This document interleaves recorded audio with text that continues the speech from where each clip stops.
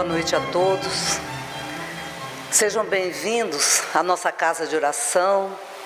Sejam bem-vindos à casa de José Xavier. Casa esta que nos acolhe, que acerena o nosso coração, através do coral As Vozes da Fraternidade, que canta o Rabi da Galileia, e já a gente sente a emoção tomando conta da gente, e a espiritualidade agindo no nosso coração e na nossa mente, nos preparando para falar sobre os ensinamentos de Jesus. Porque para falar sobre os ensinamentos de Jesus, nós temos que sentir no nosso coração a sua presença. E isso só é possível quando nós ouvimos a mensagem de Jesus através das vozes do coral. Então, os nossos agradecimentos à coordenação da casa, pelo convite, pela oportunidade de trabalho, pela oportunidade de estudo e de reflexão, que nos leva, cada vez que estamos aqui, falando dessa doutrina maravilhosa, que nos dá esperança de dias melhores, nos dá a certeza de estarmos no caminho certo, de que os ensinamentos de Jesus, eles se colocam de maneira tão maravilhosa na nossa vida, que cada vez que nós ouvimos o Felipe falar sobre a fala, os domínios da fala, a importância que tem a nossa fala na vida de cada um de nós e os outros, porque talvez é no timbre da voz, é aquilo que traz a nossa voz,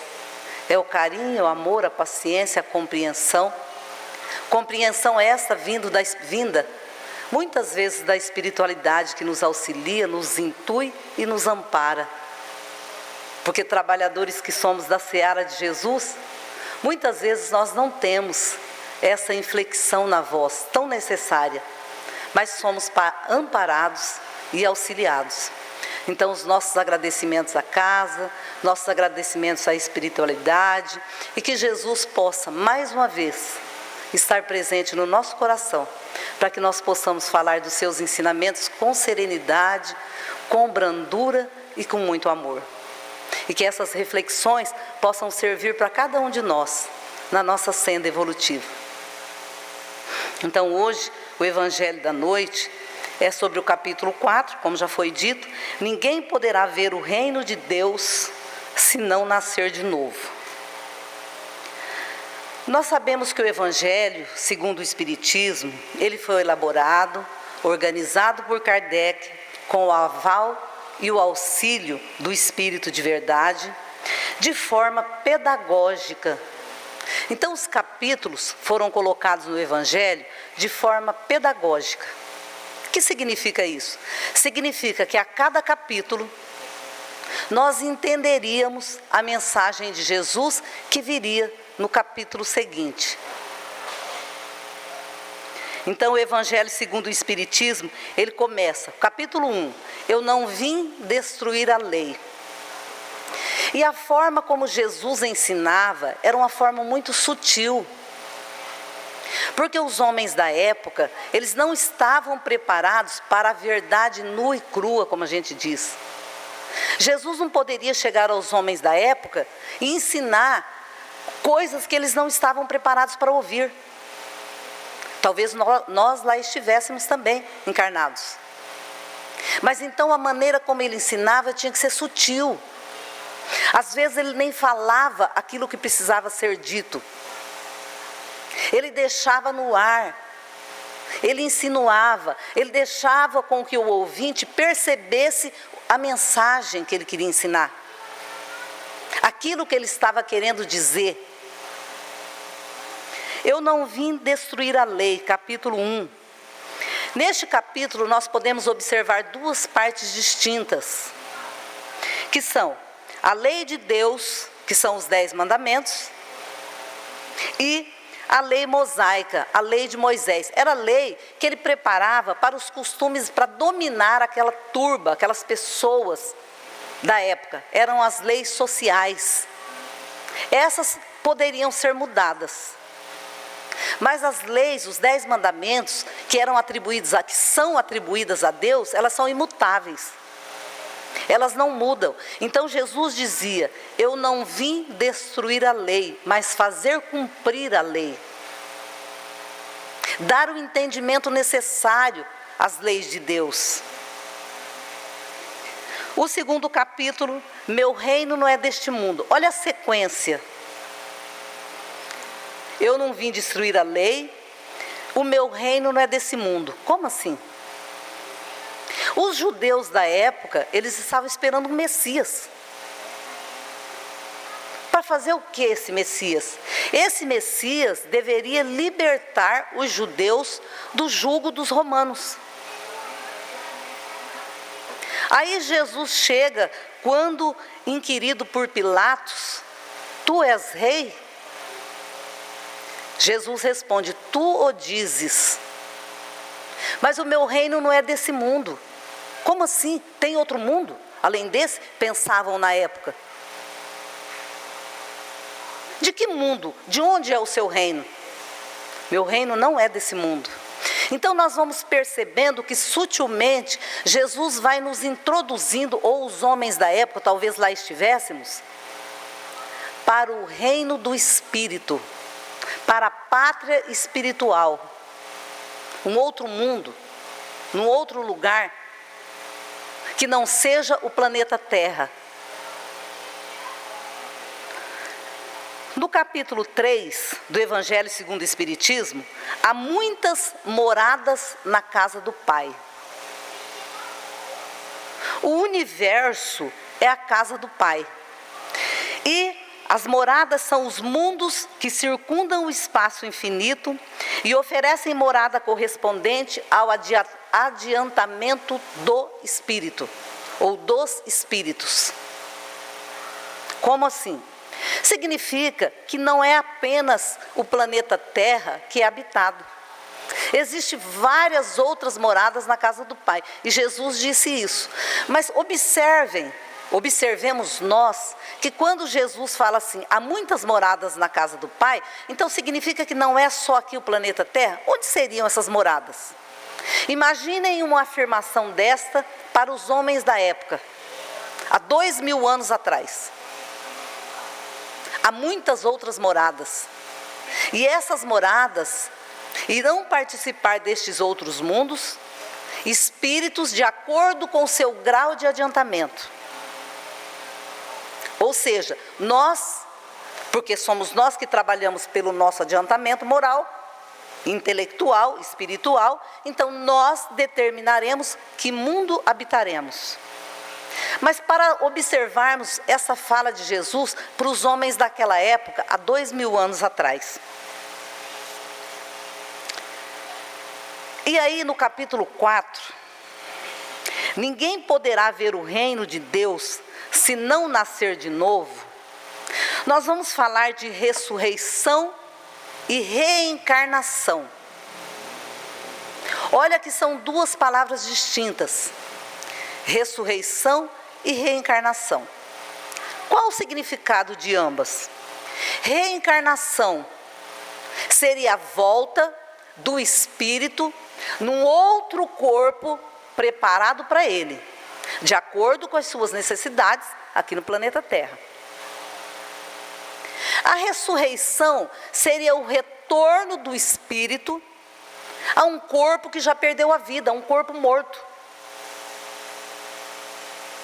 A ciência nos assegura que isso não é possível, que uma vez que o corpo está morto, o corpo físico, é impossível o espírito retornar a ele, até porque esse corpo, ele já está enterrado e já se integrou à natureza, à terra. Mas os judeus sabiam que era reencarnação? O que sabiam os judeus sobre reencarnação? Há 2000 anos atrás, ressurgir o espírito num outro corpo. O conhecimento deles era incipiente, era muito pouco. Eles acreditavam em ressurreição, em reencarnação. Eles sabiam que uma vez que um homem nascera, ele voltaria a viver. Mas de que forma? Ele não tinha conhecimento, os homens da época, os judeus, de como era feita a ligação, do espírito ao corpo, da alma ao corpo. Apenas os saduceus, que era uma das tribos, acreditavam que tudo acabava com a morte do corpo. Os outros acreditavam, alguns em ressurreição. Por quê? Porque Jesus tem a história de Lázaro que nós conhecemos. Aí fala que foi uma ressurreição. Seria ressurreição ou reencarnação a história de Lázaro? Porque o corpo estava morto. E aí Jesus fez com que o espírito, a alma de Lázaro voltasse novamente para aquele corpo? Reencarnação ou ressurreição? Aí nós vamos observar que no caso de Lázaro é ressurreição, porque o corpo não estava morto. Ele estava 3 dias no túmulo, mas ele estava numa situação de catalepsia. O que é isso? Perde-se todos os sinais do corpo, mas a vida no corpo. Ele não consegue mexer os membros, ele não consegue se comunicar e muitas vezes nem respirar. Mas quando Maria e Marta disse que Lázaro havia morrido, Jesus, na sua grandiosidade, no seu conhecimento, ele sabia que Lázaro não estava morto. Por isso, Lázaro, levanta-te e anda. Porque tinha vida naquele corpo. Então, é ressurreição. Mas os homens da época não entendiam. Então, diante disso daí, eles acreditavam que Jesus tinha a capacidade de fazer viver, voltar à vida num corpo morto. Por isso a confusão que se fazia na época.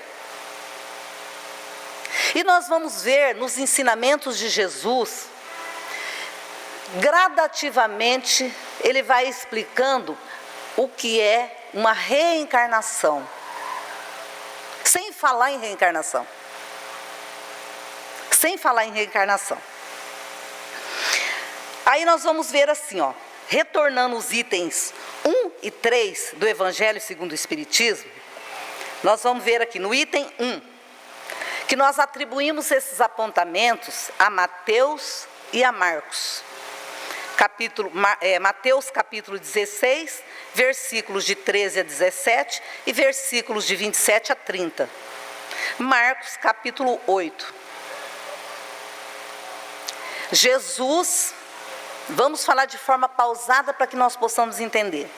Jesus, tendo vindo às cercanias de Cesareia de Filipe, era uma cidade. Onde fica isso hoje? Fica em Israel, perto de Tel Aviv, entre Tel Aviv e Haifa, próximo às colinas de Golã, e tinha o Monte Hermon aos fundos. Ficava próximo da nascente do Rio Jordão.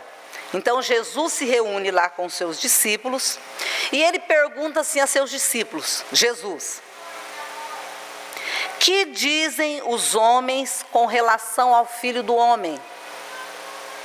Ou seja, o que estão falando sobre mim? Pergunta Jesus. Quem dizem que sou? Eles lhes responderam: dizem uns que és João Batista. Mas João Batista era contemporâneo de Jesus. Tanto é que Jesus foi batizado por ele. Então, olha o que os homens da época falavam. É a isso que nós temos que nos atentar. Alguns dizem que és João Batista. Mas não era possível, porque eram contemporâneos. João Batista era mais velho que Jesus? Sim. Mas não era possível uma reencarnação de João Batista em Jesus. Dizem uns João Batista, outros que é Elias. Elias viveu 9 séculos antes de Cristo. 900 anos antes de Cristo. Como é possível para os homens da época? Um homem que havia vivido 9 séculos antes de Jesus, alguns diziam que ele era Elias. Só seria possível se Jesus fosse a reencarnação de Elias. O que é importante observarmos, sem falar claramente, intuíam, tinham noção, sabiam da existência da alma, do espírito após a morte do corpo físico. Outros diziam, pode ser Jeremias ou algum dos outros profetas. Eram profetas da antiguidade, do Antigo Testamento. Mas já nos dá aí a vaga impressão de que eles sabiam alguma coisa sobre reencarnação. Perguntou-lhes Jesus, e vós, quem dizeis que eu sou? Perguntou para os apóstolos. Simão Pedro, tomando a palavra, respondeu, tu és o Cristo, o Filho de Deus vivo. Aí Jesus vira-se para Simão Pedro e fala, bendito és tu, que não me respondeu através da carne e do espírito. Ou seja, esse conhecimento não era de Simão Pedro. Ele não tinha esse conhecimento. Mas a resposta veio através do meu Pai que está nos céus. Então Simão Pedro foi intuído. Ele captou, através da mediunidade dele, a resposta que ele deveria dar. O próprio Jesus fala. Não foi você, como se ele dissesse nas nossas palavras, não foi você que respondeu. Porque você não tem conhecimento disso, mas sim meu Pai que estás nos céus. Percebem que até aqui Jesus não falou nada de reencarnação, mas fala que existe uma vida após a morte do corpo físico. No item 2, nesse ínterim, Herodes, o tetrarca, Herodes foi aquele que mandou matar as criancinhas quando Jesus nasceu. Quando do nascimento de Jesus, que matou todas as crianças na esperança de matar Jesus, porque ficou sabendo que nasceria o Messias naquela data. Né? E nós sabemos a história, Jesus escapou. Ouvira falar de tudo o que faria Jesus, que fazia Jesus, e seu espírito se achava em suspenso. O que estava acontecendo com Herodes? Ele estava temeroso. Ele estava com medo. Por que ele estava com medo? Porque ele havia decapitado João Batista. E ele acreditava que João Batista teria renascido no corpo de Jesus. Olha a dificuldade de entendimento. Então ele estava amedrontado, porque ele havia decapitado João Batista, dado a cabeça de João Batista de presente lá para Salomé, sua filha, porque a palavra do rei não pode voltar atrás, e ele teve que fazer isso. Mas ele estava temeroso. E se esse Jesus fosse João Batista? Como isso poderia acontecer? Se eram contemporâneos? Aqui nós podemos perceber a dificuldade que os judeus, que os hebreus tinham com a vida espiritual, com a ligação do espírito, da alma com o corpo.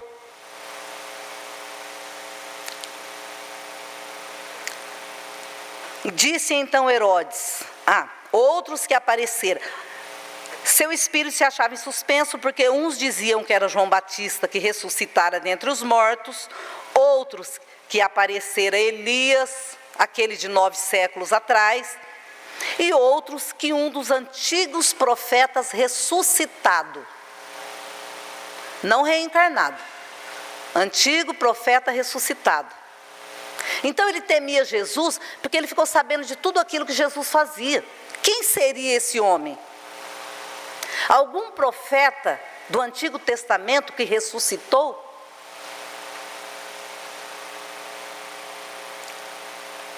Quem é, então, esse de quem ouço dizer tão grandes coisas? Apontamentos de Marcos e Lucas. Nós podemos ver nessas duas passagens de Jesus aqui, do Evangelho de Jesus, os ensinamentos de Jesus, a dificuldade que os hebreus ou os judeus tinham com a questão da ressurreição ou da reencarnação. A dificuldade que eles tinham com as questões espirituais. A ligação do espírito com o corpo físico. Eles sabiam que isso acontecia, de alguma forma não sabiam explicar como. E Jesus não poderia ensinar-lhes com clareza. Porque o que aconteceria na cabeça daqueles homens da época? Se Jesus falasse claramente sobre a vida espiritual.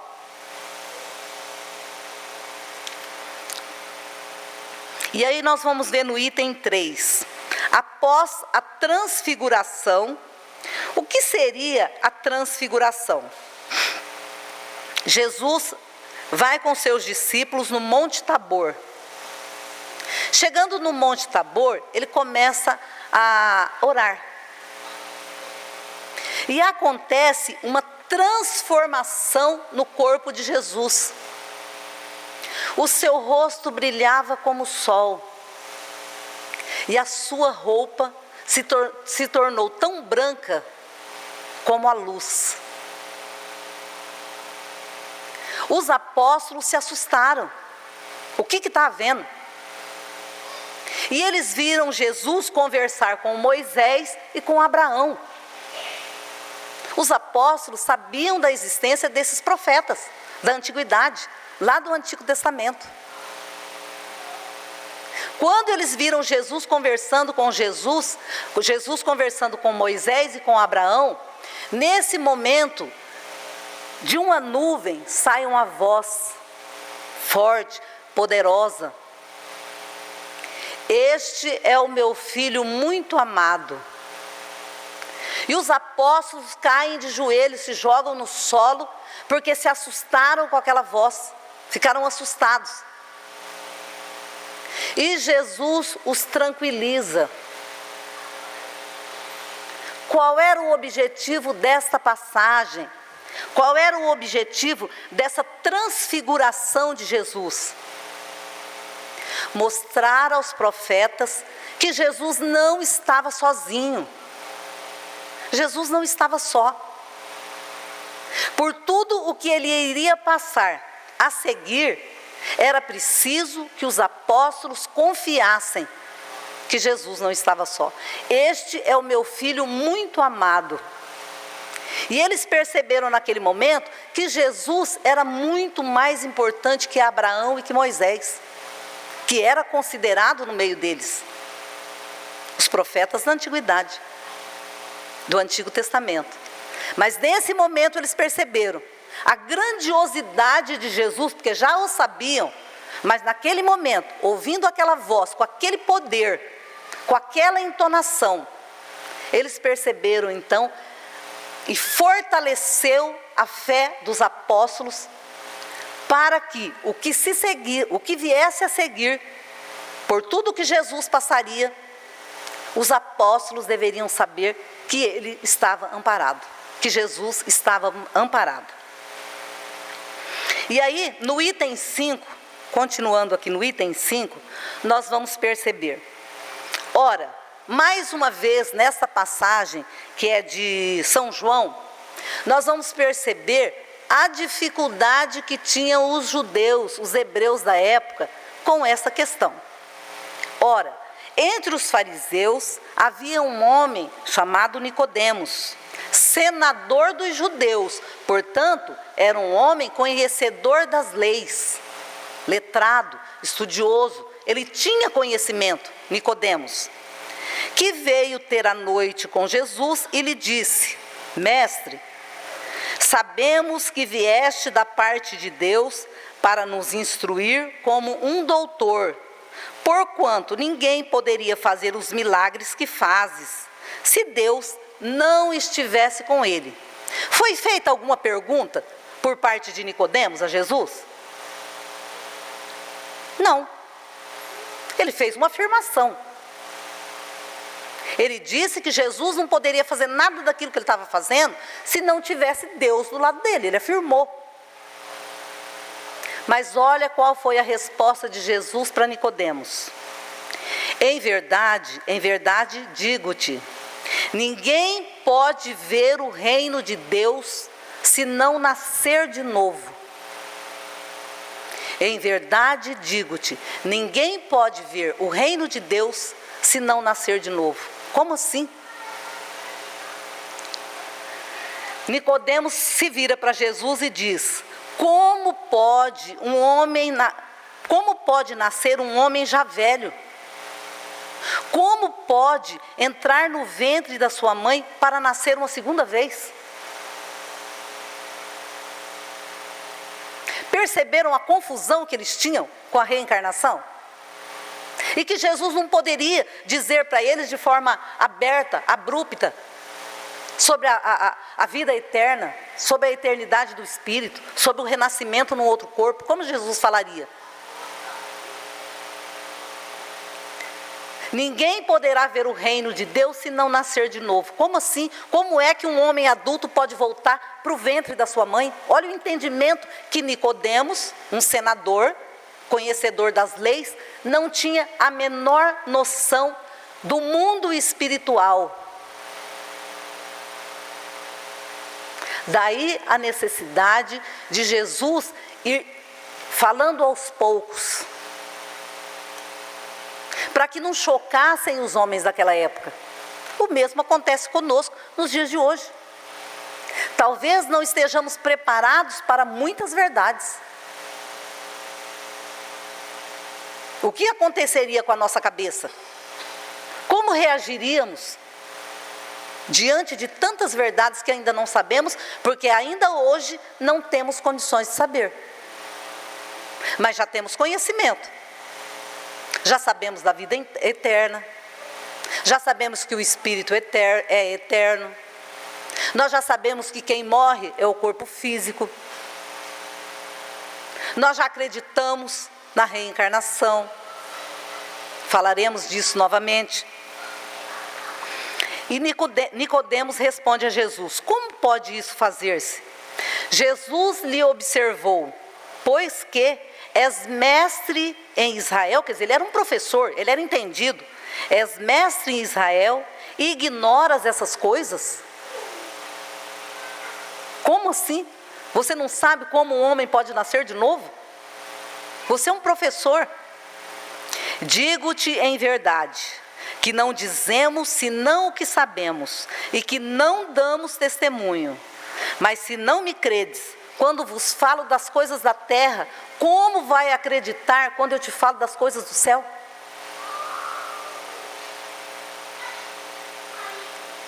Perceberam a dificuldade que era para os homens daquela época e a sutileza que Jesus tinha que ter para poder se comunicar com os homens da época, para ele poder ensinar de forma sutil. E aí é interessante como Kardec organizou o Evangelho segundo o Espiritismo, para que nós pudéssemos gradativamente, capítulo a capítulo, entendendo a mensagem de Jesus. Os seus ensinamentos, aquilo que ele veio nos ensinar, aquilo que ele veio trazer para cada um de nós. E aí, no Livro dos Espíritos, na questão 167, nós perguntamos: qual a finalidade da reencarnação? Kardec pergunta, no Livro dos Espíritos, questão 167. Qual a finalidade da reencarnação? Porque tudo na criação tem que ter uma finalidade, tem que ter um objetivo. As coisas não acontecem de forma aleatória. Tem que ter uma explicação, tem que ter uma razão. Os espíritos respondem: para o melhoramento progressivo da humanidade. Para o melhoramento progressivo da humanidade. Aí nós vamos entender nessa fala, nessa resposta dos espíritos a Kardec, não é possível que nós, numa única existência, tenhamos esse melhoramento. Porque todos nós estamos em escalas evolutivas diferentes. Ninguém melhor do que ninguém. Escalas evolutivas diferentes. Alguns têm condições de ter esse entendimento. Outros ainda não. Outros nos dias de hoje ainda não. Eu perguntei assim para minha mãe. Mãe, católica, daquelas que rezam não sei quantos terços, que bom, graças a Deus que ela é católica, são nossos irmãos, e a fé dela é verdadeira e sincera. Mas eu queria ouvir dela, mãe, qual é a diferença para a senhora entre reencarnação e ressurreição? Sabe o que eu acho engraçado? Os bispos da igreja estudam não sei quanto tempo, para eles saberem das coisas. Aí, tem gente que é espírita há 2 anos, 3 anos, 4 anos, 20 e poucos. Quer saber mais do que os bispos que estudou não sei quanto tempo. Não, mãe, queria só que a senhora me dissesse qual é a diferença. Se a senhora sabe, pode me dizer a diferença. Porque eles não acreditam na reencarnação da forma que nós acreditamos. A Igreja Católica. Nós sabemos que até o século V, a Igreja Católica acreditava em reencarnação. Mas aí tinha uma rainha, teve um concílio, não me lembro se é o concílio de Trento, não tenho certeza. Mas teve um concílio, é quando a igreja revê seus dogmas, faz ajustes, acertos aqui e ali. E essa rainha chamou lá o marido e falou assim, ó, negativo, pode tirar esse negócio da reencarnação, porque ela era muito má. E aí a reencarnação dizia que nós reencarnaríamos, iríamos pagar por tudo aquilo que nós fizemos ao nosso irmão, que não fosse uma coisa boa. Ela falou, pode tirar essa parte. Aí a partir do século VI, 600 depois de Cristo, a Igreja Católica então volta à questão da ressurreição. Mas acreditavam até então em reencarnação. E aí nós vamos observando que à medida que nós estudamos, observamos a doutrina dos espíritos, nós vamos percebendo que esses ensinamentos de Jesus vêm de encontro a tudo aquilo que a nossa doutrina defende. Porque a reencarnação é um dos pilares da doutrina espírita. Qual é o objetivo da reencarnação? A evolução de todos nós, o aprimoramento da humanidade, o aprendermos a amar. Isso é possível numa única existência? Nós sabemos que não, porque às vezes nós ficamos aqui 50, 60, 70, 80 anos aqui na Terra, nós não amamos nem a nossa família. Como vamos amar a humanidade toda? Nós não perdoamos, nós estamos aqui para aprender a perdoar, nós estamos aqui para ter empatia com o próximo, para nos colocarmos no lugar do outro, para mudar em nós tudo aquilo que nos afasta de Deus. Esse é o objetivo de estarmos aqui na Terra. E é isso que defende a doutrina dos Espíritos. Nós estamos aqui para sermos melhores. Nós estamos aqui para aproveitarmos essa oportunidade que nos é dada. O amor do Pai por nós é tamanho que Ele nos dá todas as oportunidades que nós precisamos para melhorarmos, para evoluirmos. E nós sabemos que termina uma existência. Se nós fizermos uma observação hoje, agora, cada um de nós, o que eu preciso mudar hoje, na minha vida, para que eu possa ser uma pessoa melhor? E é bom nem a gente pegar caderno para fazer lista, hein? Porque vai encher todas as páginas. Temos muito o que melhorar, temos muito o que evoluir, temos muito o que aprender. E é por isso que nós estamos aqui. Para essa evolução, para esse crescimento, para esse melhoramento, para nós olharmos os nossos irmãos com a caridade, com a benevolência com que Jesus nos olhava. Hoje aconteceu um episódio, porque eu sempre falo assim, ó, cada vez que a gente vai falar do Evangelho de Jesus, eles mandam uma mensagem para a gente. Às vezes nem é de acordo com aquele tema que vai ser falado, mas chega a mensagem. E se você está atento, você capta. A gente não pode dar exemplo da gente, né? Então faz de conta que é a vizinha. O neto da vizinha falou assim para ela: vó, você pode me levar lá que eu tenho que pagar a mensalidade do cursinho, hoje é o último dia. Hoje eu não posso. Por que você já não pagou? Hoje sabia que hoje era o último dia, você podia ter ido antes, ontem você saiu, por que você não levou? Blá, blá, blá, blá. Tá, mas blá, blá, tá bom. Então a vizinha pegou o neto, foi levar lá para pagar a mensalidade do cursinho, porque era o último dia. Apurada que estava, porque tinha coisa para fazer. O trânsito, aquela coisa, chovendo, semáforo todos fechados quando você está com pressa. Mas aí tinha um carro de uma vidraçaria que tinha um negócio, um ferro lá atrás, que você não conseguia ver adiante. Aí, o carro foi parando, foi diminuindo. Gente, esse carro não vai andar, vai fechar todos os sinais, o semáforo, e ninguém consegue passar. A vizinha falou. Aí, e dando seta para a esquerda. A vizinha falou: olha só, vai emperrar todo o trânsito. Se queria vir para a esquerda, por que já não foi vindo para o lado? Porque quando você vai virar para a sua, estou na direita aqui, né? Você vai virar para a sua esquerda, você tem que vir para cá. Para a direita, então você já vai chegando para o lugar que você quer virar. Não, ele estava do outro lado da rua e ia atravessar todos os carros, aí vai parar todo o trânsito, porque agora ele quer vir para esse lado de cá. Quando o carro deu a seta, que foi virando na frente dos outros, o que a vizinha viu? Tinha um carro da Polícia Federal impedindo a passagem. Então, ele tinha que vir para aquele outro lado, que ele só podia virar por ali, né? Aí o neto olhou para a avó e falou: tá vendo? Tá vendo como que a gente julga as pessoas? A vizinha julgou o motorista, falou que o motorista não sabia dirigir, que ele ia emperrar o trânsito, que por que ele não foi do lado certo, se ele ia virar para cá, ele estava do outro lado e ia atravessar toda a pista para virar. A avó ficou quieta, né? Aí virou a quadra, atravessou, entrou na rua de novo. Chegou na rua, olha lá, ó, tá saindo. Por que eles estavam parados lá então? Aquela polícia, eu não estou vendo nada na rua, por que a polícia parou ali então? Aí tinha um caminhão grande na frente, eles estavam arrumando as luzes do Natal. Tem gente que vai para o centro, mas julga todo mundo todo dia. Isso aí foi com luva de pelica, hein?